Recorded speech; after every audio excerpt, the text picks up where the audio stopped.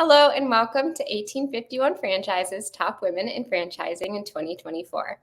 I'm Erica Inman, and today I am joined by Jania Bailey, Chief Executive Officer at FranNet. How are you doing today, Jania? I'm doing great. Thank you for having me, Erica. Yeah, we're so glad you're here. Can you share a bit about your journey to becoming a leader in franchising? Well, I started as a banker in a little town in Kentucky called Paducah, about 30,000 people or so at the time. And I was a banker for 18 years. I started out as a secretary and I left banking as a vice president of commercial lending. So I spent, like I said, about 18 years, 10 years of that in Paducah. Then I moved to Louisville and went to work for some of the larger regional banks. Left banking and did public speaking consulting. That's what all retired bankers do. And did that for a couple of years. And one of my clients was in the franchise industry. And I was doing consulting work and training for them. And he approached me one day to go to lunch, and he started telling me about his need for a regional director for his company. And he had 32 hair salons, and he had bought additional regional territories that needed to be developed.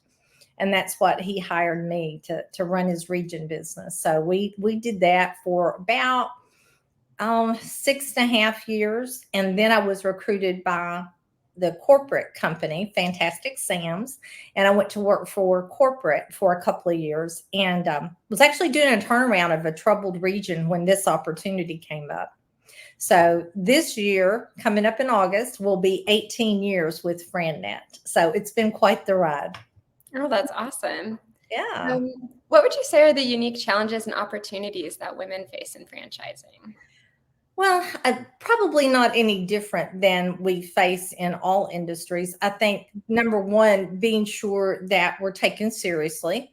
And, I have mentored younger women throughout my career. And I always say, we want to be sure that we're being recognized for our brains and not any other attribute we may have. So we want to be as professional as possible. I think that, women being harassed in the workplace still happens, but it's much, much better than it was 30 years ago. I promise you. That we just have to hold our heads up and be as professional as possible and not be overly personal in the immediate workforce, and just, dress as conservatively, not like we used to have to. In banking, I had to wear, it looked like a man's suit, only it had a skirt. So, and we were not allowed to wear dresses. We were not allowed to wear any kind of slacks at all. So it's changed a lot. But I still think dressing professionally, even when you're working from home, and just those little things can help set you out there and set you apart. Yeah, definitely. I'm really grateful for that progress for sure. Yeah. How would you define success in your role? With FranNet, after this many years, I look back and, you begin to see your fingerprints on a company and things you've been a part of. And to me, the fact that I've been able to continue to contribute and bring value, or they wouldn't keep me, I guess, this long is success.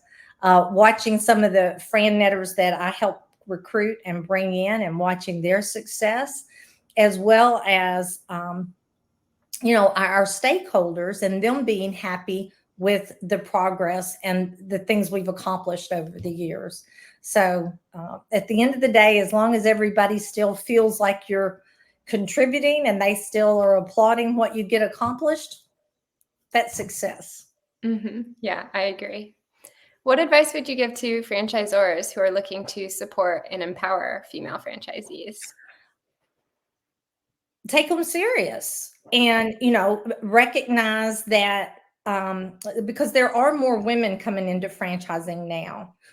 I've watched that trend at FranNet, where it used to pretty much be, all of our clients were men, and now we're seeing a good number of women coming in. So that percentage of women is rising. So franchisors need to take those women candidates seriously. A lot of them are coming out of C-level positions, and have been very successful in their careers. So these are not women you can brush off lightly. So listen to their input, make them a part of the discussions that take place, and basically just show them the same respect you would a male in the same position.